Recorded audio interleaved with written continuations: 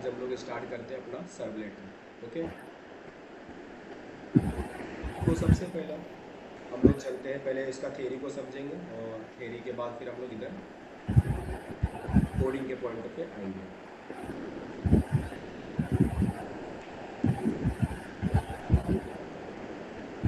Recording in progress. तो सबसे पहला हम समझते हैं सर्वलेट क्या है। सर्वलेट, यहाँ पर मैं पहले उसका टाइटल लिख दूँ, सर्वलेट। अब सर्वलेट को समझने से पहले ना कुछ चीज़ें और भी हमको समझना पड़ेगा। जैसे कि पहले मुझे ये बता सकते हो तुम कि व्हाट इज़ वेबसाइट, बता Sir, सकते what is website? हो? यस, वेबसाइट क्या होता है? Sir, is a website is a platform wherein we can uh, like we can add features, or we can matlab website we can explore many things. देखो, थोड़ा आप लोग इसको समझते हैं। जब आप गूगल पे जाते हो और गूगल पे जाके कुछ भी टाइप करते हो, किसी भी लिंक, कोई भी लिंक आप जब टाइप करते हो, लाइक सपोज एक कॉलेज है, कॉलेज का आप वेबसाइट ओपन कर रहे हो, तो कॉलेज का आप Yes, क्या करोगे, कॉलेज का नाम टाइप करोगे और एंटर कर दोगे, तो उसका जो लिंक होगा वो आपके सामने आ जाएगा। yes, link sir. पे क्लिक करोगे तो उसका वेबसाइट ओपन हो जाएगा कॉलेज की, बराबर। अब जब उस कॉलेज के वेबसाइट को जब आप विजिट करते हो तो आपको क्या देखने को मिलता है? आपको देखने को मिलता है टेक्स्ट, या फिर होगा इमेज, ऑडियो, वीडियो, या फिर फॉर्म, या फिर टेबल, पिक्चर्स, लिंक्स, बटन्स, ये सारी चीज़ें देखने को मिलती है, बराबर। किसी भी वेबसाइट में जाते हो तो ये सारा चीज़ें होता है, या तो कुछ Yes, टेक्स्ट sir. लिखा होगा, या पिक्चर होगा, या फिर कुछ वॉइस होगा, ऑडियो, या फिर वीडियो चल रहा होगा, प्ले प्ले हो रहा होगा, या फिर लिंक्स, बटन्स, फॉर्म्स, टेबल्स, ये सारी चीज़ें होती हैं। बट ये बनता कैसे है? ये बनता कैसे, देखो, अभी कोई भी, अब एक सिंगल पेज को कंसीडर करोगे, जैसे कि जो वेबसाइट होता है उसमें बहुत सारे पेजेस होते हैं, बहुत सारा पेजेस, ओके। बट अगर मैं सिंगल पेज को कंसीडर करूँ ना तो उसको बोला जाता है वेब पेज। क्या बोलते हैं? वेब पेज बोलते हैं। और वेब पेज को बनाने के लिए जो सबसे पहला जो लैंग्वेज लगता है वो रहता है HTML का language, HTML, hyper text markup language. और Yes, sir. ये एक ऐसा लैंग्वेज है जिसकी मदद से आप वेब पेज का स्ट्रक्चर बना सकते हो, ओके। तो आपको सपोज एक वेब पेज बनाना है, उस वेब पेज पे आपको जो चाहिए वो बनाना है, जैसे कि आपको लिंक्स बनाने, बटन्स बनाने, फॉर्म बनाना है, टेबल बनाना है, इमेज दिखाना है, कंटेंट डालना है, तो जो भी कुछ आपको क्रिएट करना है एक वेब पेज में, वो HTML की मदद से किया जाता है, with the help of HTML। Sir, website को आपने कैसे डिफाइन किया? अब तक वेबसाइट को मैं डिफाइन ही नहीं किया हूँ, अच्छा, मैं आपको बता रहा हूँ कि एक वेब पेज बनाने के लिए, वेब पेज समझ में आ रहा है, एक सिंगल पेज, अच्छा। ठीक है, एक सिंगल पेज तो वेब। आपने वेबसाइट के बारे में सर बोला कि मेरे को अब तक वेबसाइट के बारे में कुछ बोला ही नहीं। नहीं नहीं, उस पे मेरे को जैसे टेक्स्ट दिखता है। हाँ, अ, तो वेब पेज में बता रहा हूँ, वेब पेज, एक ऐसा पेज होता है, एक ऐसा पेज होता है जिसपे text, image, video, form, table, buttons, links, ये सारी चीज़ें। हाँ, HTML, यस सर। तो उसको, वो जो दिख रहा है आपको, उसको क्रिएट करने के लिए क्या यूज़ किया जाता है? HTML यूज़ किया जाता है, yes sir, hypertext markup language, markup language. Okay. तो HTML की मदद से आपने उसको क्रिएट कर दिया, उसको डिस्प्ले कर दिया, बट जो डिस्प्ले करते हो ना HTML की मदद से, वो लाइक उसमें कुछ भी अट्रैक्टिवनेस होता ही नहीं है, ना उसमें कुछ कलर होगा, ना तो कुछ अट्रैक्टिव लगेगा, यूज़र फ्रेंडली नहीं होगा, ठीक है, एकदम यस सर। बेकार चीज, बेकार सा एक पेज बन जाएगा। बट उसको एकदम अच्छा सा मॉडर्निस्टिक करना है, या फिर यूज़र फ्रेंडली क्रिएट करना है, थोड़ा सा कलर डालना है, अट्रैक्टिवनेस थोड़ा क्रिएट करना है, तो उसके लिए यूज़ करना पड़ता है CSS, कैस्केडिंग स्टाइल सीट। ये होता है स्टाइल के लिए, ठीक है। तो वेब पेज में आपको जो भी स्टाइलिंग करनी है, जो भी उसमें अट्रैक्टिवनेस, यूज़र फ्रेंडली बनाना है, उसको थोड़ा सा लुक एंड फील देना है, तो आपको CSS का यूज़ करना पड़ता है उसमें। तो HTML हो गया वेब पेज के स्ट्रक्चर को रेडी करने के लिए, और CSS हो गया उस वेब पेज को स्टाइल करने के लिए, थोड़ा सा अच्छा लुक देने के लिए, ब्यूटीफुल करने के लिए, ब्यूटीफाई करने के लिए, ब्यूटीफाई, हाँ। ओके। तो ये सारी चीज़ें हो गई, चलो इसकी मदद से ब्यूटीफाई भी कर दिया मैंने उसको। बट अब उसमें सपोज आपने बटन बना रखा है, बटन को ब्यूटीफाई भी कर रखा है, बटन बहुत अच्छा दिख रहा है, बट बटन पे क्लिक करने के बाद कुछ एक्शन होना चाहिए, कुछ इवेंट परफॉर्म होना सर चाहिए। HTML टेक्स्ट के लिए होगा क्या? HTML हो गया to create the structure of web page के स्ट्रक्चर के लिए होता है। और CSS ब्यूटीफाई के लिए? उसको हाँ CSS होता है स्टाइलिंग के लिए, ब्यूटीफाई के लिए। स्टाइलिंग बोलोगे तो ज़्यादा अच्छा लगेगा सब। ठीक है, to create web page structure, तो वेब पेज का स्ट्रक्चर क्रिएट करना है तो उसके लिए HTML होता है। और उसी स्टाइल करने के लिए to style the web page को स्टाइल करने के लिए ये होता है, स्टाइल बोलो या ब्यूटीफाई बोलो, ओके, ब्यूटीफाई तो जो भी। तो HTML हो गया वेब पेज के स्ट्रक्चर को डिज़ाइन करने के लिए, और CSS हो गया वेब पेज को स्टाइल करने के लिए। Yes sir. क्लियर है? उसके बाद अभी हमारे पास क्या है, एक और होता है JS, जावा स्क्रिप्ट होता है, या मैं इसको अपना नाम लिखता हूँ जावा स्क्रिप्ट, शॉर्टकट में JS बोलते हैं।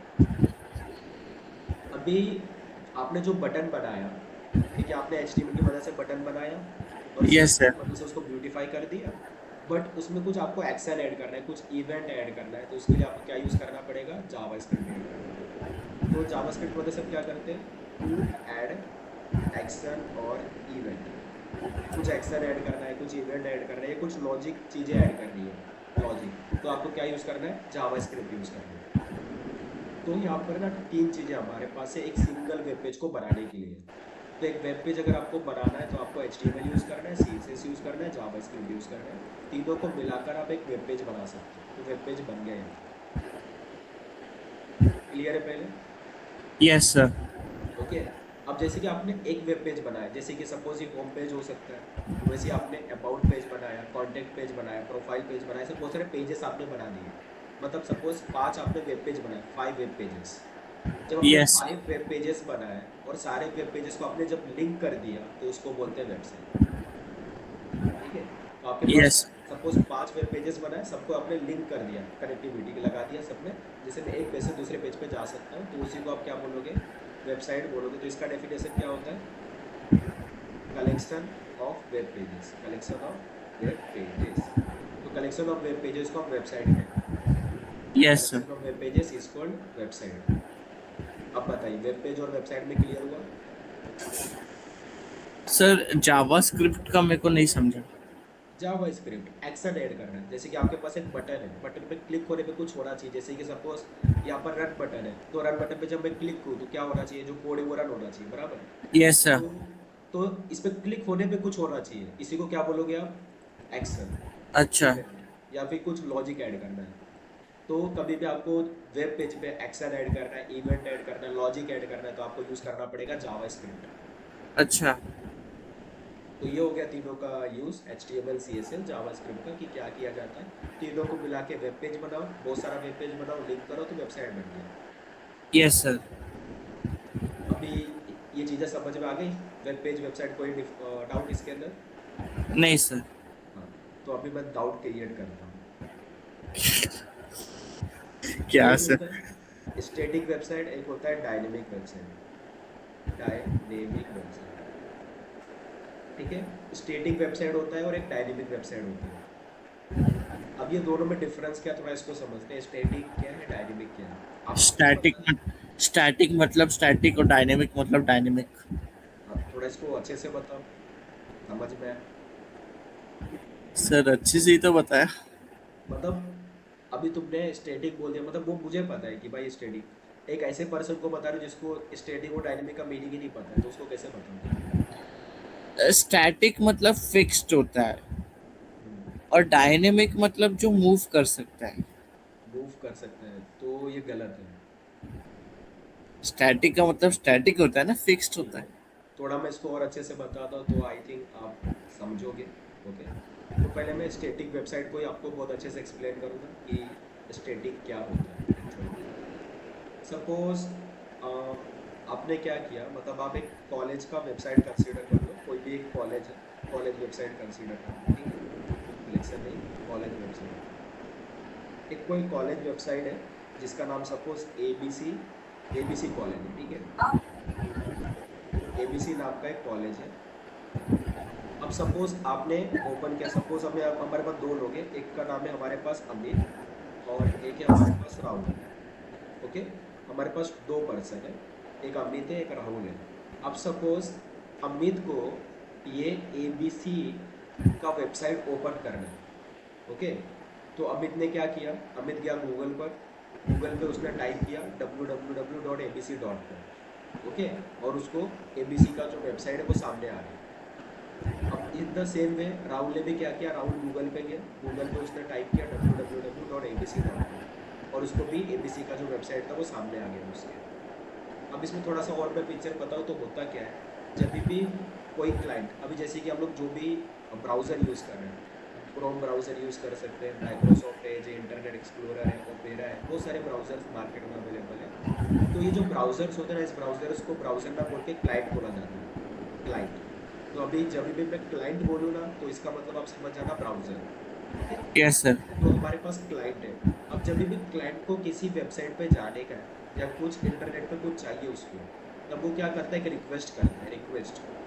तो सर क्लाइंट क्लाइंट को कहाँ जाना है? क्लाइंट को किसी वेबसाइट पे जाना है, या फिर क्लाइंट को इंटरनेट पे कुछ देखना है, वीडियो हो सकता है, पोस्ट हो सकता है, एनीथिंग, कुछ भी देखना है उसको इंटरनेट पे। सर तो बट क्लाइंट एंड वेबसाइट पे कैसे जा सकते हैं? वेबसाइट पे कैसे जा सकता है, उसका एड्रेस टाइप करके facebook.com, फेसबुक पे चला गया, फेसबुक के साथ। आपने तो बोला क्लाइंट का मतलब ब्राउजर होता है। हाँ, क्लाइंट का मतलब ब्राउज़र, उस ब्राउज़र में यूज़ करके मैं किसी वेबसाइट पे जाना चाहता हूँ, जैसे समझ रहे हो, ब्राउज़र है। अभी मेरे को फेसबुक के साइट पे जाना है, फेसबुक के वेबसाइट पे जाना है, ये मेरा क्लाइंट हो गया, एक तरीके से क्लाइंट हो गया, ब्राउज़र ना बोल के क्लाइंट बोलो। और इसको मेरे को क्या जाना है, फेसबुक पे साइट पे जाना है, तो मैं लिखूंगा www.facebook.com, तो फेसबुक का वेबसाइट सामने आ जाएगा। Yes sir. हाँ, तो क्लाइंट चला गया एक वेबसाइट पे, एक फेसबुक के साइट पे चला गया, सिंपल। सर क्लाइंट एंड कौन था आपका? क्लाइंट अभी मैं जस्ट बता रहा हूँ, क्लाइंट है हमारे पास, कॉलिंग है, अभी कौन था वो नहीं। नहीं नहीं सर, मैं समझा नहीं क्लाइंट एंड क्या था। क्लाइंट था, क्लाइंट ने क्या किया देखो, पहले थोड़ा सा चीज़ें समझो। एक क्लाइंट है हमारे पास, क्लाइंट को कुछ इंटरनेट पे कुछ देखना है, उसने यस क्या सर। किया, एक रिक्वेस्ट किया उसने, रिक्वेस्ट, उसने बोला कि भाई मुझे facebook.com चाहिए, facebook.com उसको देखने का। तो उसने, यस क्लाइंट ने ब्राउज़र पे गया, ब्राउज़र पे उसने यस सर। टाइप किया www.facebook.com, तो उसने क्या किया, रिक्वेस्ट किया। अब वो रिक्वेस्ट जाता है सर्वर के पास, सर्वर के पास, www.facebook.com। बराबर। तो सपोज अमित ने एक रिक्वेस्ट किया, उसने बोला कि भाई मुझे www.facebook.com पे जाने का है, ठीक है। तो इसने क्या किया, इस ये रिक्वेस्ट हुआ, रिक्वेस्ट, ये हुआ रिक्वेस्ट। अब ये जो रिक्वेस्ट है किसके पास गया, सर्वर के पास गया, सर्वर के पास, बराबर, सर्वर के पास गया। अब सर्वर क्या करेगा, सर्वर इस चीज़ को चेक करेगा कि इसके पास ये जो मांग रहे हैं www.facebook.com, ये इसके पास है या नहीं है। ओके, अगर सर्वर उसको चेक करेगा पहले उसके पास है या नहीं है, अगर उसके पास है तो फिर वो क्या करेगा, तो फिर वो उसको रिस्पॉन्स देगा, क्या देगा, रिस्पॉन्स देगा। तो ये देगा इसको रिस्पॉन्स, ठीक है। कौन देगा, सर्वर देगा, ये चीज़ होती है। अब बताओ ये समझ में आ रहा है। सर यहाँ क्लाइंट कौन सा हुआ? क्लाइंट ले लो, क्लाइंट मतलब देखो जो भी ले लो, यहाँ पर सपोज क्रोम है तुम्हारा, इसलिए जा रहा हूँ, क्रोम ले लो, ठीक है। अमित क्या जाएगा, अमित क्रोम यूज़ करेगा, बराबर। Yes sir. तो क्रोम तुम्हारा क्लाइंट हो गया जो इस साइट को यूज़ करना चाहता है, ठीक है। और उसने क्या किया, एक रिक्वेस्ट किया, किसको रिक्वेस्ट किया, सर्वर को रिक्वेस्ट किया। सर्वर ने पहले उसको देखा कि उसके पास वो facebook.com है या नहीं है, अगर उसके पास है तो वो उसको रिस्पॉन्स दे देगा, मतलब facebook.com दे देगा कि भाई ये लो वेबसाइट। और उस पर फिर यह जो अपना था अमित, या जो भी क्रोम यूज़ कर रहा था अमित, उस पर facebook.com ओपन हो जाएगा, इस तरीके से। सर सर्वर, सर क्लाइंट कौन सा है वो नहीं समझ में आ रहा। क्लाइंट अमित को ले लो, अमित हमारा क्लाइंट है, या क्रोम ले लो, क्रोम हमारा क्लाइंट है। क्लाइंट मतलब वो जो रिक्वेस्ट कर रहा है, सिंपल, क्लाइंट वो जो रिक्वेस्ट कर रहा है। सर तो रिक्वेस्ट कौन कर रहा है, क्रोम? क्रोम बोलो, अमित ने भी किया, ऐसा भी बोल सकते हो, अमित को facebook.com देखना है, बट अमित ने कहाँ जाकर किया, क्रोम पे जाकर किया। अब ऐसा तो नहीं कि हवा हवा में टाइप कर देगा www.facebook.com आ जाए सामने, नहीं, वो एक सॉफ्टवेयर का यूज़ लेगा, बराबर।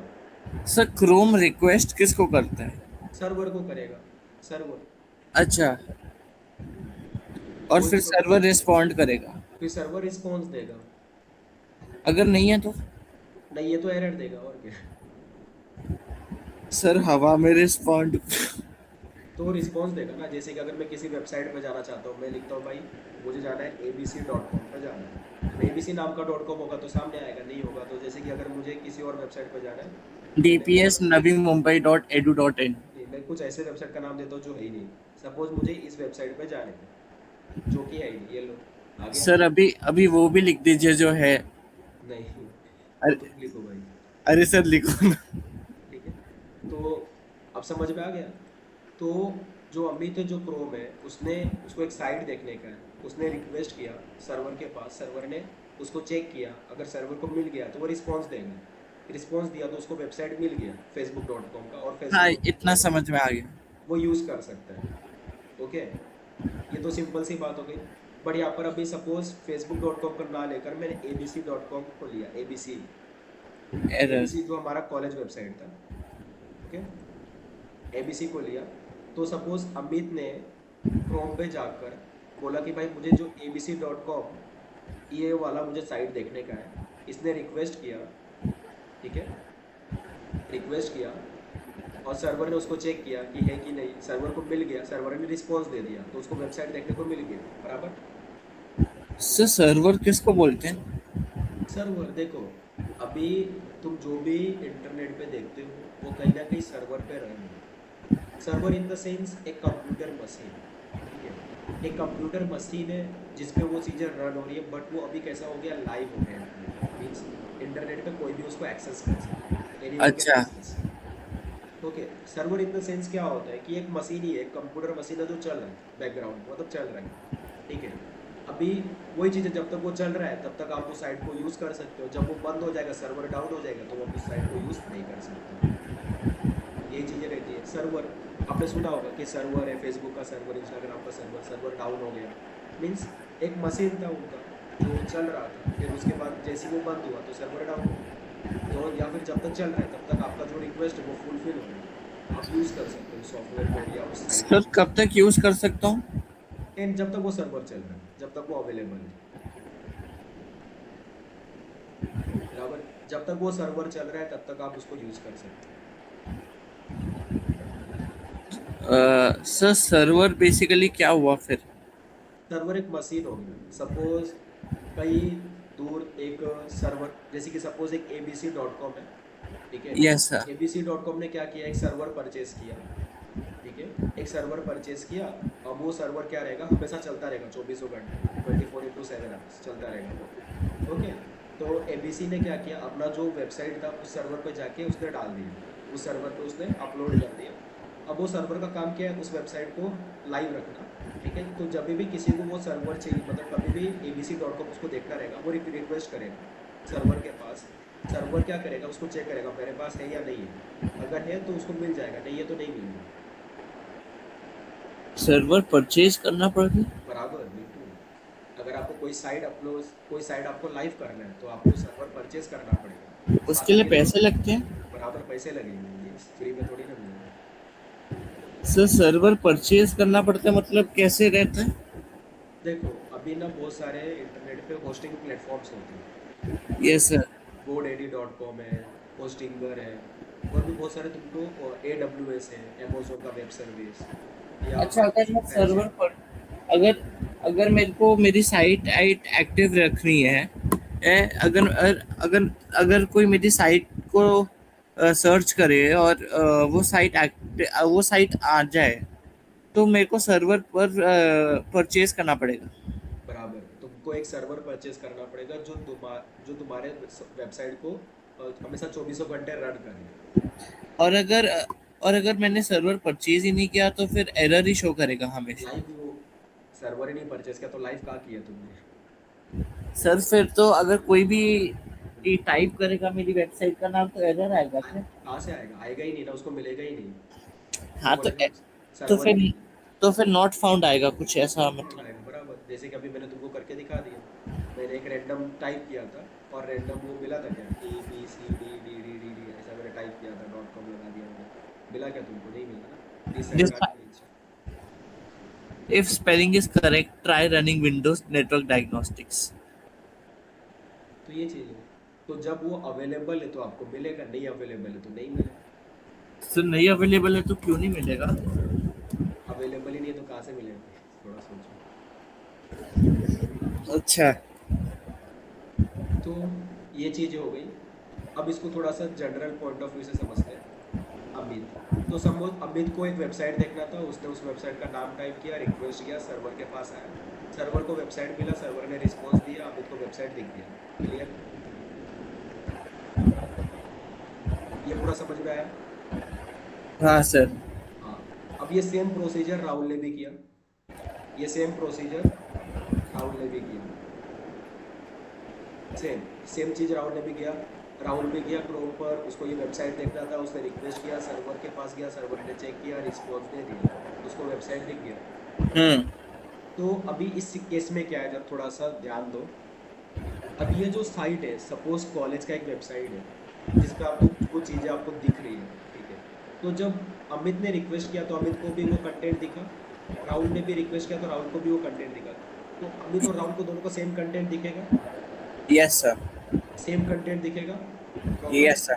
इसी को बोलते हैं स्टैटिक वेबसाइट, इसी को ओ। बोलते हैं स्टैटिक वेबसाइट। मतलब जब डिफरेंट यूज़र सेम रिक्वेस्ट करें और उनको सेम रिस्पॉन्स मिले, तब उनको उसको बोलते हैं स्टैटिक वेबसाइट। जब सर्वर सेम रिक्वेस्ट के लिए सेम रिस्पॉन्स प्रोवाइड कर रहा है तो उसको बोलते हैं स्टैटिक वेबसाइट। सर एक बार लिख दीजिए ना। ठीक है। Different user same request same response. अगर सेम रिक्वेस्ट और सेम रिस्पॉन्स मिल रहा है तो डिफरेंट, तो हमारे पास डिफरेंट यूजर्स अगर रिक्वेस्ट कर रहे हैं और उनको डिफरेंट रिस्पॉन्स मिल रहा है, सर सेम रिस्पॉन्स। हाँ सेम रिक्वेस्ट बोल सकते हैं, डिफरेंट रिस्पॉन्स, डिफरेंट यूजर्स को जब डिफरेंट रिस्पॉन्स मिल रहा है। सर यहाँ सेम रिस्पॉन्स है ना? सेम रिस्पॉन्स, अच्छा अच्छा, बराबर बराबर ये। सर ऐसे डरा दिया। जब डिफरेंट यूजर्स को सेम रिस्पॉन्स मिल रहा है, इसी को क्या कहते हैं हम लोग? स्टैटिक वेबसाइट कहते हैं। सर ये बढ़िया है ना, इसमें इसमें आपकी फोटो भी दिखाई दे रही है। यस ये कैमरा में आप भी दिख रहे हो। यस। तो ये हो गया स्टैटिक वेबसाइट, ये क्लियर हुआ अभी? हम्म। हाँ, अभी जस्ट इसका अपोजिट कर दो कि भाई डायनेमिक वेबसाइट में क्या होता होगा, डिफरेंट यूजर्स को डिफरेंट रिस्पॉन्स मिलता होगा। जब डिफरेंट यूजर को अगर मैंने आपकी वेबसाइट खोली जी और किसी और स्टूडेंट ने आपकी वेबसाइट खोली, यस, तो मैं कुछ और देखूंगा और वो कुछ और दिखेगा। हाँ बराबर, इसमें कुछ और दिखेगा और दिखेगा। एक एग्जांपल देता हूँ, उससे आप बहुत अच्छे से समझ जाओगे। ओके, जैसे कि सपोज आप अपना लिंक्डइन, तुमने लिंक्डइन अकाउंट क्रिएट किया होगा अपना या नहीं किया, या कोई अकाउंट है सोशल मीडिया पे, Instagram, Facebook. Sir Instagram. Instagram पे तुम्हारा अकाउंट है, ठीक है, इंस्टाग्राम पे एक एग्जांपल ले लो, ठीक है। तो तुम हो, तुमने इंस्टाग्राम के सर्वर को बोला, मतलब इंस्टाग्राम का ऐप ओपन किया या फिर यस गूगल सर। पे सर्च किया, जो भी किया, तुमने रिक्वेस्ट किया एक तरीके से सर्वर इंस्टाग्राम। को। तो तुमने इंस्टाग्राम के सर्वर को रिक्वेस्ट किया, बोला कि भाई मुझे मेरा प्रोफाइल देखना है, ठीक है। अब इंस्टा सर्वर क्या करेगा, इंस्टाग्राम का सर्वर वो चेक करेगा कि भाई इस नाम से कोई यूज़र है क्या, नहीं है, बराबर, है। चेक करेगा फर्स्ट ऑफ ऑल। तो सपोज पहले उसने चेक किया और चेक करके तुम्हारा यूज़र नेम मिल गया उसको, हाँ भाई इस नाम से यूज़र प्रेजेंट है हमारे पास। फिर यस वो क्या सर। करेगा, अब उधर क्या होता है, टेम्पलेट्स होते हैं उनके पास, टेम्पलेट्स। अब सपोज इंस्टाग्राम पे बिलियंस ऑफ यूज़र्स होंगे, बहुत सारे यूज़र्स, बराबर, बहुत सारे यूज़र्स है इंस्टाग्राम पर। तो क्या हर यूज़र के लिए उसने वेब पेज बना रखा होगा?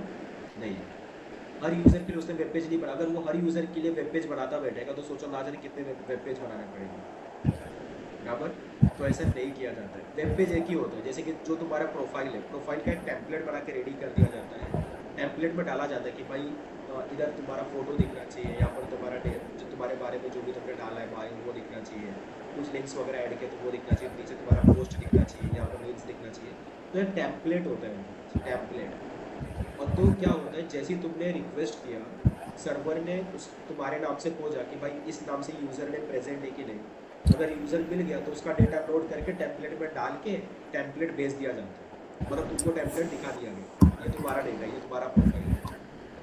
ओके, अब सेम सपोज मैं करूँगा तो मैंने जब रिक्वेस्ट किया तो सर्वर के पास गया, इंस्टाग्राम के सर्वर के पास, इंस्टाग्राम ने देखा इस यूज़र, ये यूज़र प्रेजेंट है या नहीं है। अगर प्रेजेंट है तो क्या करो, इसका डेटा लोड करो, टेम्पलेट पे डालो, टेम्पलेट को भेज दो। Yes sir. इसमें क्या होगा, तुमको तुम्हारा प्रोफाइल दिखेगा और मेरे को मेरा प्रोफाइल दिखेगा, बराबर। Yes sir. तो जब डिफरेंट यूज़र को सेम रिक्वेस्ट पे और डिफरेंट रिस्पॉन्स मिल रहा है तो उसी को क्या बोलते हैं, डायनामिक वेबसाइट। तो इसका एग्जांपल आप इंस्टाग्राम का साइट ले सकते हो, फेसबुक साइट ले सकते हो, लिंक्डइन का ले सकते हो, या फिर मैं रिक्वेस्ट तो डिफरेंट है ना। आप सूरज सहानी डालेंगे, मैं आयुष्मान जिंदल डालूंगा। नहीं, अभी इसमें एक चीज़ समझो, यूआरएल सेम होता है। जैसे कि सपोज आपके गए, अगर आप गूगल पे टाइप करके देख लेना और अपना यूआरएल चेक करना, ठीक है। इंस्टाग्राम पे जब आप जाते हो, ओके, इंस्टाग्राम पे आप किसी का भी जब प्रोफाइल देखते हो, प्रोफाइल देखने के टाइम जो यूआरएल होता है ना उसको जरा मैच देखना, यूआरएल सेम होगा हमेशा। जैसे कि सपोज आप मेरा यूआरएल देखना चाहते हो, आप गए www.instagram.com/I think engineer सूरज साहनी, ये यूआरएल होता है। तो इस पे आपको क्या सर? मेरा अकाउंट दिख जाएगा। ओके, मैं समझा नहीं सर, आप क्या बोल रहे हो? मतलब देखो इसमें क्या होता है, रिक्वेस्ट तो सेम होता है। जैसे कि सपोज मैं एक एग्जांपल ले लेता हूँ, और www.instagram.com, ये तो आपने डोमेन नेम पे गए, पर जो यूआरएल होता है एक्चुअल में वो ऐसा दिखता है, http://instagram, बराबर ऐसा दिखता होगा। Yes sir. और फिर यहाँ पर शायद प्रोफाइल का नाम होता है, इंजीनियर सूरज, ये मैंने लिखा, ठीक है। ये सर https। तो ये तुम्हारा प्रोफाइल हो गया। जब तुम देखो, जब मैं जाऊँगा इस प्रोफाइल पे, इस वेब पेज पे जब मैं जाऊँगा, ठीक है, अपने अकाउंट से, तो मुझे क्या दिखेगा, मुझे दिखेगा और मेरा फोटो, मेरा डेटा, मेरे पोस्ट दिखेंगे, और मैं उसको मॉडिफाई भी कर सकता हूँ, मतलब मैं उसको चाहे तो डिलीट कर सकता हूँ, एडिट कर सकता हूँ, मतलब अकाउंट को डीएक्टिवेट कर सकता हूँ। ये Yes, सारे sir. ऑप्शंस मुझे विजिबल होंगे। बट जब तुम जाओगे इस साइड पे, तो तुमको क्या अकाउंट मॉडिफाई कर पाओगे मेरे अकाउंट को? नहीं। नहीं, तुम मेरे अकाउंट को मॉडिफाई नहीं कर सकते। तो कुछ चीज़ें ऐसी होंगी जो तुमको नहीं दिखेंगी, तुमको बस इतना ही दिखेगा, फोटो, डेटा और पोस्ट दिखेंगे, रील्स वगैरह दिखेंगे, और तुम उसको मॉडिफाई नहीं कर पाओगे, चेंज नहीं कर पाओगे, बराबर। क्योंकि सर वो प्राइवेट है। हाँ, क्योंकि वो मेरा अकाउंट है भाई, उसका एक्सेस आपके पास नहीं है, यस सर। बराबर। तो मतलब एक तरीके से देखा जाएगा तो ये रिक्वेस्ट सेम ही है। रिक्वेस्ट तो ये था ना, इसी यूआरएल पे मैं गया तो मुझे कुछ और दिख रहा है, मेरे पास कुछ और प्राइवेट, मतलब मेरे पास कुछ और अथॉरिटी भी, या फिर मेरे पास कुछ और परमिशंस भी जो मैं कर सकता हूँ। पर जब आप गए इस पे तो आपको कुछ और दिखा, आपको नहीं, लेकिन अगर आप उस चीज को पब्लिक कर दो तो तब तो मेरे को भी परमिशन मिल गई मॉडिफाई कर। पब्लिक करने पे मॉडिफाई का परमिशन थोड़ी ना बोलते, ये किसने किया? कभी तुमने किया है किसी दूसरे का अकाउंट मॉडिफाई किया है? नहीं सर, अगर आप उसको पब्लिक कर दो तो। पब्लिक करने का मतलब देखो, मेरा अकाउंट पहले से ही पब्लिक है, ओके। अच्छा। पब्लिक करने का ये मतलब नहीं होता, पब्लिक करने का मतलब ये होता है कि उसको कोई भी देख सकता है, रीड ओनली का परमिशन मिलता है, मतलब देख सकते हैं, ताकि उसको मॉडिफाई कर सकते हैं। हाँ, रीड ओनली भाई, अगर आपने रीड ओनली हटा दिया तो। वो है ही नहीं भाई, वो ऑप्शन ही नहीं है। अच्छा, ऑप्शन ही नहीं है। ऐसा तो भाई कोई भी किसी का अकाउंट मॉडिफाई करते बैठे, अच्छा। ऐसा थोड़ी ना होता है। तो सपोज ये एक रिक्वेस्ट है ना, ये एक यूआरएल है जिसमें लोग जाना चाहते हैं, पर जब मैं जाऊंगा तो मुझे कुछ और चीज़ें दिखेंगी, जब आप जाओगे तो आपको कुछ और दिखेगा। हाँ, तो वो रिक्वेस्ट के लिए डिफरेंट रिस्पॉन्स मिल रहा है, तो हाँ, उसको कहते हैं डायनामिक वेबसाइट कहते हैं। अब समझा। हाँ। ये बड़ा सिंपल सा लाइन है, देखो इसको ज़्यादा डिफिकल्टी नहीं। डिफरेंट यूज़र के लिए सेम रिस्पॉन्स है तो स्टैटिक वेबसाइट, डिफरेंट यूज़र के लिए डिफरेंट रिस्पॉन्स है तो डायनामिक वेबसाइट है। समझा सर। और डायनेमिक वेबसाइट का एग्जांपल तो बहुत सारा है, आप कोई भी एक अच्छा सा एग्जांपल ले लो, इंस्टाग्राम, फेसबुक, सर लिंक्डइन। लेकिन आपने बोला कि इंस्टाग्राम हम वेब पेज थोड़ी ना बनाते बैठेगा इतने सारे। हाँ, वही तो लेकिन बोला आपको। Yes yes. लेकिन फिर वो वेबसाइट कैसे हुआ? हाँ, तो उसी के लिए आता है। अब देखो वेबसाइट, ये पहले सीधे समझिए, आपको वेबसाइट क्या है, वेब पेज, स्टैटिक और डायनेमिक। हाँ। हाँ, तो इसी के लिए तो हमारे पास आता है डायनेमिक वेबसाइट क्रिएशन। ठीक है, इसी को क्या बोलते हैं, डायनेमिक वेबसाइट क्रिएशन। देखो चीज़ें समझो, जब आप कोई स्टैटिक वेबसाइट बनाते हो तो उसमें आप क्या यूज़ करोगे स्टैटिक वेबसाइट बनाने के लिए? स्टैटिक वेबसाइट बनाने के लिए आप यूज़ करोगे उसमें HTML, उसमें यूज़ करोगे CSS, उसमें यूज़ करोगे जावा स्क्रिप्ट। ये तीनों चीज़ यूज़ करके आप एक वेब पेज बनाओगे, बहुत सारे वेब पेज को आप कनेक्शन करोगे, उसको वेबसाइट बनाओगे, वही आपका स्टैटिक वेबसाइट होगा। ओके, तो स्टैटिक वेबसाइट बनाने के लिए आपको लगता है HTML, CSS, Java script. But एक हम्म। डायनेमिक वेबसाइट बनाने के लिए क्या लगता है? एक डायनेमिक वेबसाइट बनाने के लिए आपको काफ़ी सारी चीज़ें लगती हैं, जैसे कि फर्स्ट ऑफ ऑल एक डायनेमिक वेबसाइट बनाने के लिए आपको लगेगा, मैं नीचे लिखता हूँ, एक काम करता हूँ, डायनेमिक वेबसाइट बनाने के लिए आपको क्या क्या लगेगा वो भी नीचे लिखता हूँ। तो आपको देखो इसमें चीज़ें होती है, पहले तो फ्रंट एंड होता है, उसके बाद होता है बैक एंड, उसके बाद होता है डेटाबेस। तो ये तीन चीज़ें होती है, front end, back end, database होता है। Front end, back end, database. Yes sir. अब ये front end, back end, database क्या है? तो देखो, फ्रंट एंड बनाने के लिए आप यूज़ कर सकते हो HTML, उसमें यूज़ कर सकते हो CSS, उसमें यूज़ कर सकते हो जावा स्क्रिप्ट, या फिर कोई फ्रंट एंड की टेक्नोलॉजी जैसे कि रिएक्ट जेस, एंगुलर जेस, बहुत सारे फ्रंट एंड की टेक्नोलॉजी हो गए, एंगुलर जेस, ये सारे टेक्नोलॉजी अवेलेबल है मार्केट में, जिसका आप यूज़ करके फ्रंट एंड को डिज़ाइन, फ्रंट एंड को क्रिएट कर सकते हो। तो ये सारा चीज़ हो गया। बैकएंड को बनाने के लिए आपको एक लैंग्वेज, एक प्रोग्रामिंग लैंग्वेज का यूज़ करना पड़ेगा, बैकएंड प्रोग्रामिंग लैंग्वेज, जिसमें आपके पास जावा, पाइथन, PHP, सी शार्प, या फिर डॉट नेट भी इसको बोला जाता है, डॉट नेट। तो ऐसे मार्केट में बहुत सारे बैकएंड के प्रोग्रामिंग लैंग्वेजेस हैं। सर सर लेकिन इन ये फ्रंट एंड बैक एंड क्या होता है? हाँ, उसको भी समझाता हूँ मैं। देखो, इसको समझाने के लिए मैं एक एग्जांपल लेता हूँ रजिस्ट्रेशन फॉर्म का। सपोज आप किस दिन भी गए, जैसे कि आप सपोज फ्लिपकार्ट पे गए। हम्म। ओके, फ्लिपकार्ट पे जाकर पहले आप क्या करते हो, अपना अकाउंट क्रिएट करते हो। Yes sir. अकाउंट क्रिएट करने का मतलब आप क्या कर रहे हो, रजिस्ट्रेशन कर रहे हो उस वेबसाइट पर, उस साइट पर। मतलब हम्म। रजिस्टर कर रहे हो अपने आप को, तुम क्या कर रहे हो, रजिस्टर कर रहे हो उस साइट पर। तो तुमने क्या किया, एक तुम्हारे सामने एक फॉर्म ओपन होगा, फॉर्म में कुछ डेटा मांगा जाएगा, name, first name, last name, address hmm. वगैरह, कुछ बेसिक डिटेल्स होंगी। बेसिक डिटेल्स आप फिल आउट करोगे, सब रजिस्टर बटन को हिट करोगे। जैसे ही हम्म। रजिस्टर बटन को हिट किए, अब तो कुछ तो होगा, बराबर। अब यहाँ पर एक चीज़ समझते हैं, जो आपको दिख रहा है रजिस्ट्रेशन फॉर्म, बराबर, जो रजिस्ट्रेशन फॉर्म आपको दिख रहा है उसी को आप बोलोगे फ्रंट एंड। जो दिखता है उसी को फ्रंट एंड बोला जाता है, जो आपको दिख रहा है। ओके, तो जो भी आप वेब पेजेस देख रहे हो, जो भी आप वेबसाइट देख रहे हो, जो भी कुछ देख रहे हो, रजिस्ट्रेशन फॉर्म देख रहे हो, तो जो आपको दिख रहा है उसी को क्या बोलोगे, आप फ्रंट एंड बोलोगे, वो फ्रंट एंड है हमारा। हम्म। चाहे वो रजिस्टर का फॉर्म हो, लॉगिन का फॉर्म हो, चेकआउट का हो, बाय का हो, कुछ भी हो, एनीथिंग, जो भी कुछ आपको दिख रहा है वो हो गया फ्रंट एंड।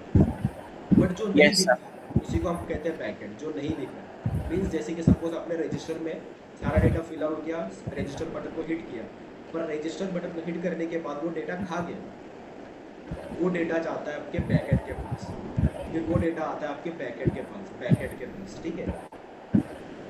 वो डेटा बैकएंड के पास आया। अब बैकएंड का काम क्या है, बैकएंड का काम ये है, जो भी डेटा, जैसे कि अभी जावा का एग्जांपल लेते हैं, अब बैकएंड का काम ये होगा, जो भी डेटा आपके पास आ रहा है उस डेटा को आप वैलिडेट करो, उस डेटा को आप चेक करो, वो डेटा एक्यूरेट है कि नहीं, एज पर योर रिक्वायरमेंट, जो भी आपने कोड लिख रखा होगा। सर तो जो आपने बोला कि जो डेटा नहीं दिख रहा वो बैक एंड। मतलब जो चीज़ें नहीं दिख रही है वो बैकएंड है, जो आपको नहीं दिख रहा है, मतलब बिहाइंड द सीन हो रहा है, वो कहीं ना कहीं सर हो रहा है, सर क्या नहीं दिख रहा है? बैकएंड नहीं दिखता है। सर सर इस केस में क्या नहीं दिख रहा है? आपका डेटा कहाँ गया, दिख रहा है आपको? नहीं नहीं, इस केस में जैसे आपने अभी एक चीज बताई थी कि जो चीज दिख रही है वो फ्रंट एंड, और जो चीज नहीं दिख रही है वो बैक एंड। तो आप भी थोड़ा इमेजिन करके देखो ना, आप फ्लिपकार्ट पे गए, रजिस्टर जो फॉर्म है उसको आपने फिल आउट किया, हाँ फ्लिपकार्ट, तो सबमिट किया, उसमें क्या नहीं दिख रहा है? तो आपका डेटा जैसे आपने फिल आउट किया उसके बाद क्या हुआ वो आपको दिखा। क्या सर? अरे रजिस्टर फॉर्म को फिल करने के बाद आपने जब रजिस्टर बटन को हिट किया, जब सबमिट किया अपना डेटा, जब सबमिट किया तब क्या हुआ वो आपको दिखा। सबमिट एट हो गया सर, वो तो दिखता है ना सबमिटेड। वो तो मैसेज दिख रहा है, जो दिख रहा है उसी को फ्रंट एंड बोलेंगे, जो दिख रहा है उसी को फ्रंट एंड, ठीक है। अच्छा, जो नहीं दिख डेटा डेटा सबमिट हुआ हुआ ऐसा हाँ जैसे प्रिंट हो नहीं, के आया? डेटा आपने सबमिट किया, फिर वो डेटा कहाँ गया, उसको किसने हैंडल किया, किसने उसको कहीं सेव किया, वो तो मतलब पता नहीं। वो नहीं पता ना, उसी को क्या कहते हैं, बैक एंड। जो दिख रहा है वो फ्रंट एंड, जो नहीं दिख रहा है वो बैक एंड, मतलब बिहाइंड द सीन कहीं ना कहीं हो रहा है बट वो हमको दिखता नहीं है एज ए यूजर। जो नहीं दिख रहा वो बैक एंड। बराबर। और जावा एक बैकएंड प्रोग्रामिंग लैंग्वेज है, जावा की मदद से आप बैकएंड क्रिएट करते हो। समझ में आ रहा है, ये जो लैंग्वेजेस आप पढ़ते हो वो एक बैकएंड प्रोग्रामिंग लैंग्वेज है, जैसे कि जावा हो गया, पाइथन हो गया। तो जावा एक बैकएंड प्रोग्रामिंग लैंग्वेज है जिसको आप पढ़ रहे हो, तो जावा की मदद से आप बैकएंड क्रिएट कर सकते हो। अभी हम लोग उसी की तरफ आगे बढ़ रहे हैं धीरे धीरे, बैकएंड की तरफ, ठीक है। अभी आपने कोर जावा पढ़ लिया है, अभी आपने समझ लिया कि जावा होता क्या है। अभी जावा की मदद से आपको बैकएंड क्रिएट करना है। सर जावा क्या होता है? जावा एक प्रोग्रामिंग लैंग्वेज है जिसकी मदद से, जावा एक इजी प्रोग्रामिंग लैंग्वेज है, ऑब्जेक्ट ओरिएंटेड प्रोग्रामिंग लैंग्वेज है, उसमें बहुत सारे कंसेप्ट्स आते हैं जो आपने सीखे हैं। और अभी इसी की मदद से अब जावा एक बैकएंड प्रोग्रामिंग लैंग्वेज है जिसमें आप क्या करते हो, सर्वर साइड की प्रोग्रामिंग करते हो। तो अभी हम लोग जा रहे हैं सर्वर साइड की प्रोग्रामिंग करने के लिए, बैकएंड की प्रोग्रामिंग करने के सर लिए। कौन कौन से कॉन्सेप्ट्स? जावा में कोर जावा में बहुत सारी चीज़ें हैं, variable, data type, operator, conditional, loop, function, फिर ऑब्जेक्ट ओरिएंटेड प्रोग्रामिंग स्टार्ट होता है, उसमें जो भी कंसेप्ट्स आते हैं, फिर exception handling, multi threading, file handling, collection framework, JDBC हो गया, काफ़ी सारे चीज़ हो गई, स्विंग हो गया, तो ये सब है।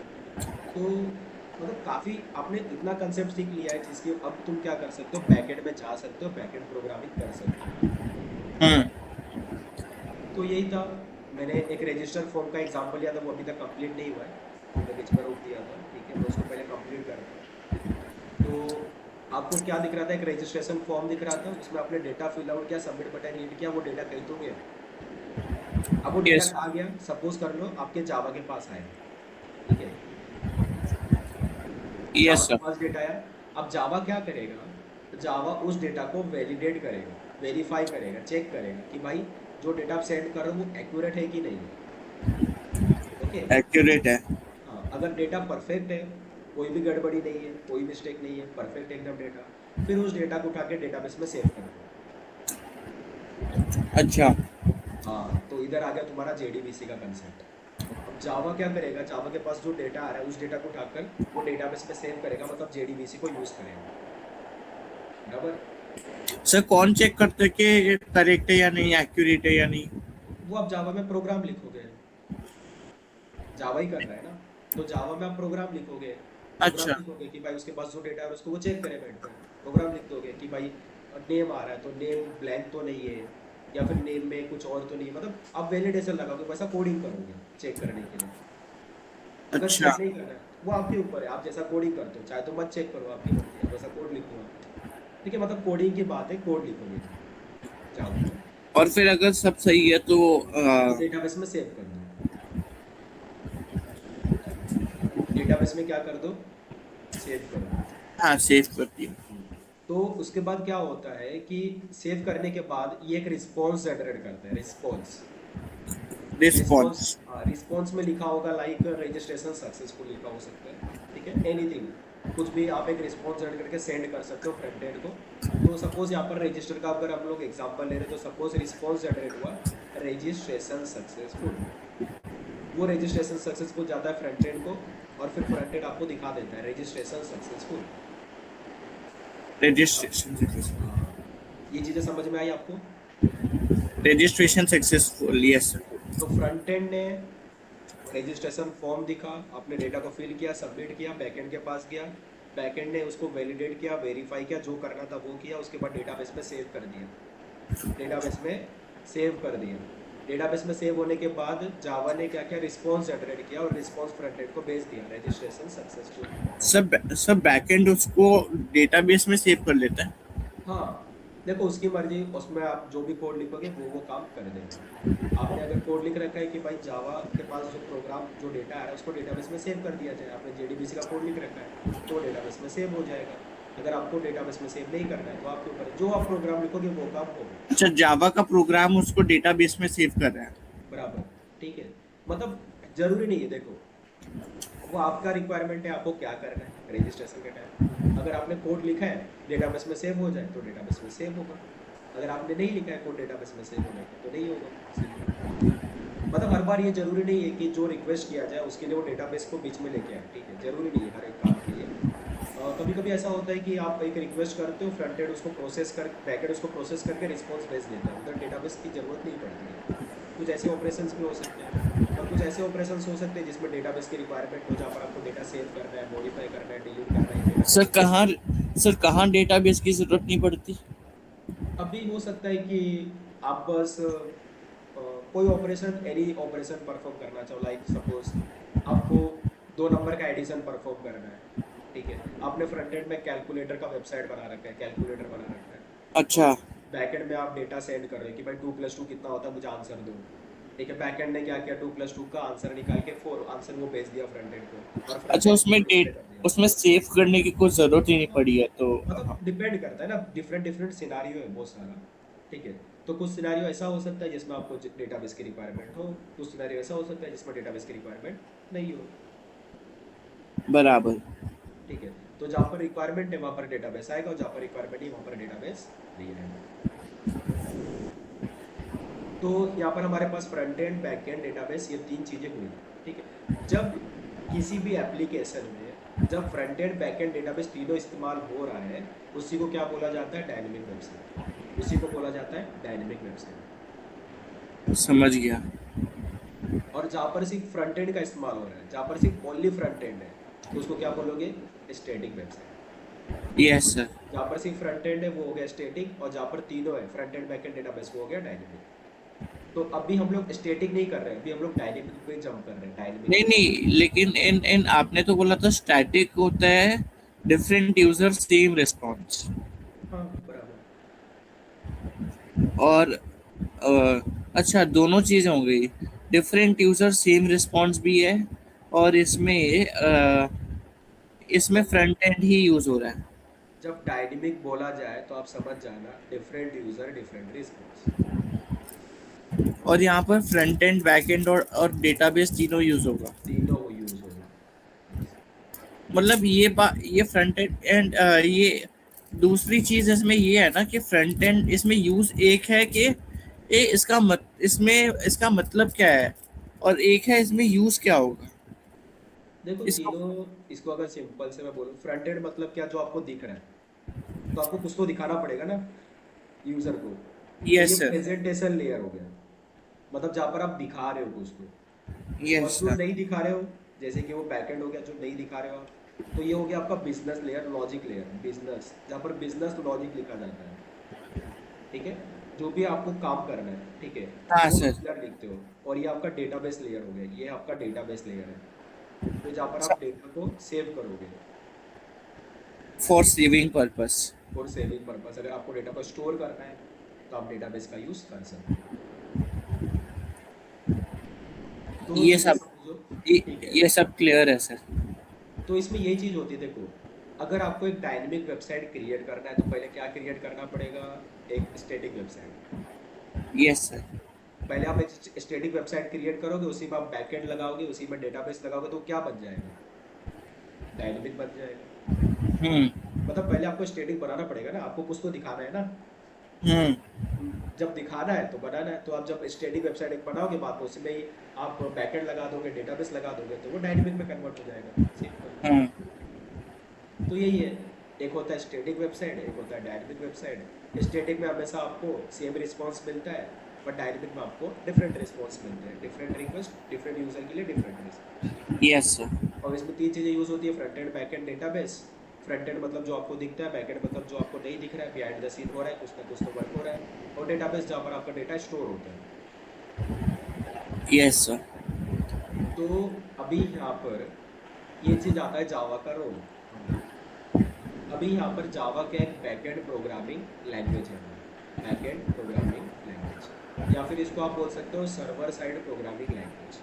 दो चीज़ें बोल सकते हो, बैकएंड प्रोग्रामिंग लैंग्वेज या मोस्टली बोला जाता है सर्वर साइड प्रोग्रामिंग लैंग्वेज। ठीक है, सर्वर साइड का नाम लिया जाता है, सर्वर साइड प्रोग्रामिंग लैंग्वेज है। Yes, sir. ठीक है, अब जब सर्वर साइड प्रोग्रामिंग लैंग्वेज बनाना है जावा के अंदर, तो अभी तक हमने जो चीज़ें सीखी है, क्या हमने अभी सर्वर साइड प्रोग्रामिंग बनाया है कुछ, मतलब सर्वर साइड प्रोग्रामिंग किया था? नहीं भाई, अभी अब तक कोई भी हमने सर्वर साइड प्रोग्रामिंग नहीं किया है जावा के अंदर।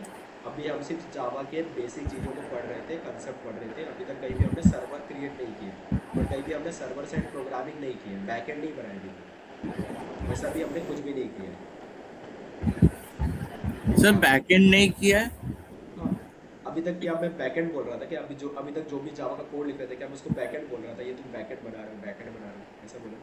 नहीं, बोल नहीं रहे थे, लेकिन बैकएंड था ही ना वो। बैकएंड नहीं था भाई, वो था नॉर्मल जावा का प्रोग्राम, नॉर्मल जावा का प्रोग्राम। क्या था वो? नॉर्मल जावा का प्रोग्राम, जैसे हर एक प्रोग्रामिंग लैंग्वेज में होता है।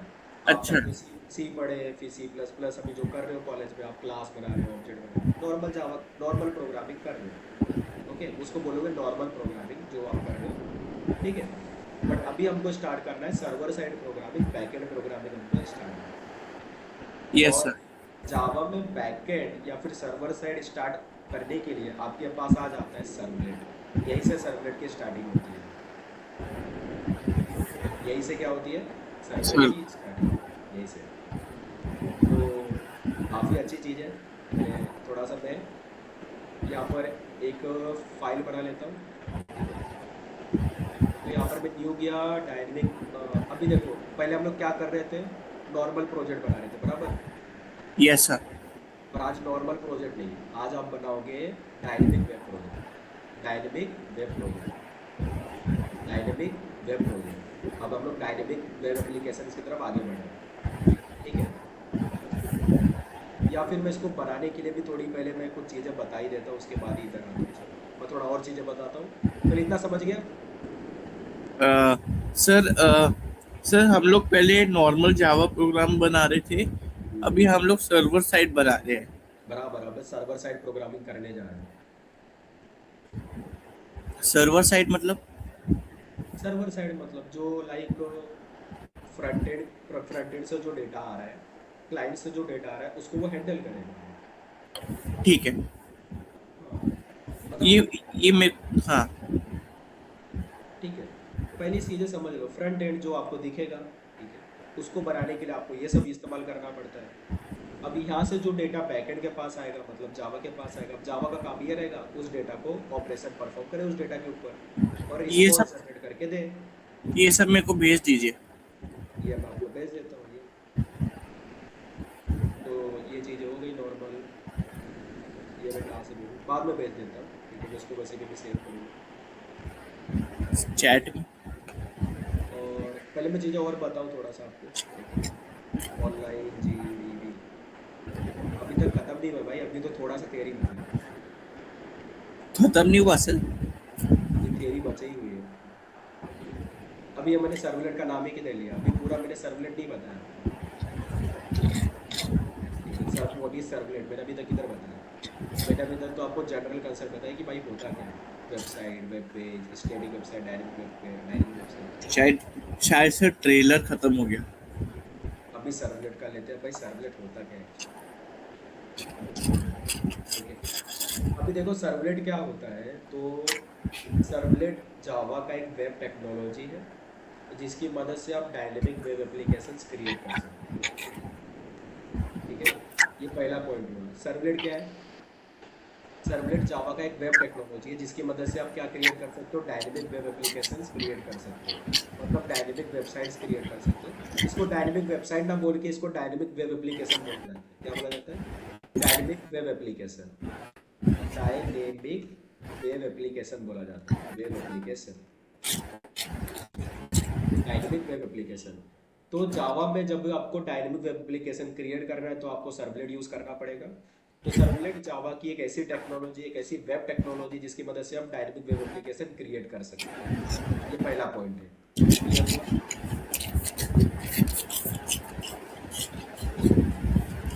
हुआ? ये क्लियर हुआ तो फिर हम लोग आगे बढ़ते हैं। सर स्टैटिक नहीं, हाँ, static dynamic web application, servlet का यूज़ किया जाता है डायनेमिक वेब एप्लीकेशन क्रिएट करने। इसे स्टैटिक बना सकते हैं या नहीं? देखो मैंने पहले ही बोला इधर, इसलिए मैंने समझा दिया था। पहले आप क्या बनाओगे? स्टैटिक ही बनाओगे ना। अच्छा हाँ, उसी में आप फिर क्या ऐड कर दोगे? बैक एंड ऐड कर दोगे और डेटाबेस ऐड कर दोगे, तो वो डायनेमिक बन जाएगा। अच्छा, पहले फ्रंट एंड बनाना पड़ेगा। हाँ, मतलब वो तो चाहिए, मतलब आपको कहीं ना कहीं देखो, इसमें एक और चीज़ बता देता हूँ कि आपको मतलब ये सर्वलेट और जो जेएसपी हम पढ़ने वाले हैं उसको अच्छे से समझने के लिए, मतलब आप बैकएंड का पार्ट तो समझ जाओगे, पर वो बैकएंड सर्व इसको कैसे हैंडल कर रहा है, मीन्स फ्रंट एंड कैसे पढ़ रहा है, फ्रंट एंड से डेटा कैसे आ रहा है, ठीक है, वो चीज़ें समझनी है ना, तो आपको HTML CSS थोड़ा सा आना चाहिए।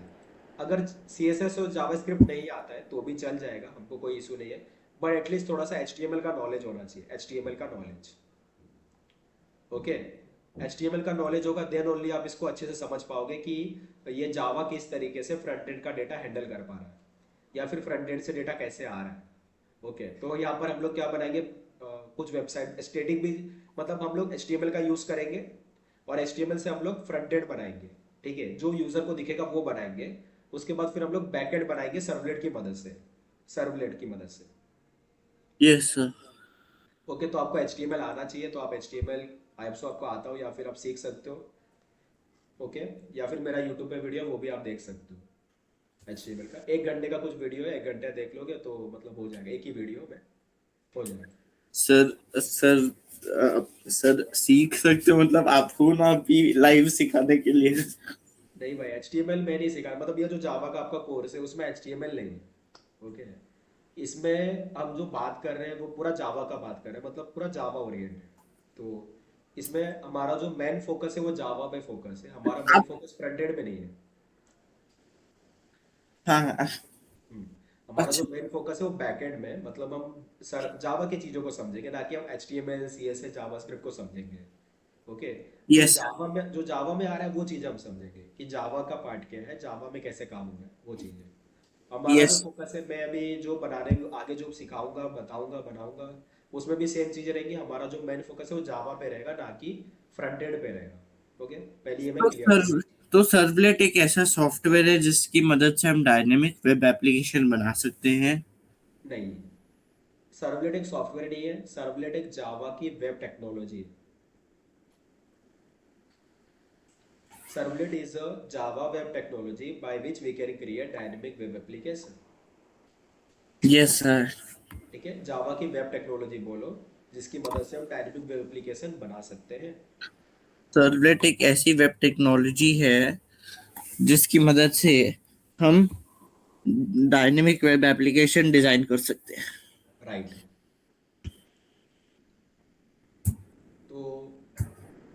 तो सर्वलेट से हम लोग डायनेमिक वेब एप्लीकेशन बना सकते हैं। अगर आपसे कोई पूछा कि व्हाट इज सर्वलेट, तो आपका आंसर ये होना चाहिए कि servlet is a Java web technology by which we can create a dynamic web application in Java. Okay, तो Java servlet is a servlet is a web technology, Java web technology Java web technology by which we can create dynamic web application. बराबर इन जावा, बस। तो ये आपका first line होना चाहिए अगर कोई सर्वलेट के बारे में पूछे तो। वैसे सर्वलेट के बारे में और भी पूरा बहुत ज़्यादा थियरी है जो कि हम लोग नेक्स्ट वीडियो में देखेंगे। ओके,